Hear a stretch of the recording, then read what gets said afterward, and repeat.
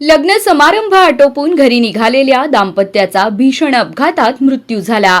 भंगार वाहतूक करणाऱ्या मालट्रकनं दुचाकीला पाठीमागून जोराची धडक दिल्यानं हा अपघात घडला।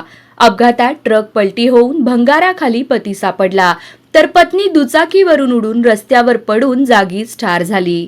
जखमी ट्रक चालकावर खासगी रुग्णालयात उपचार सुरू आहेत।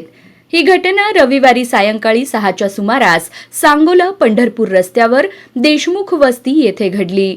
धडक इतकी भीषण होती की ट्रक रस्त्याच्या डाव्या बाजूला पलटी झाला आणि दुचाकी सुमारे 50 फूट फरफटत गेली। यात दुचाकीस्वार चिरडून ठार झाला।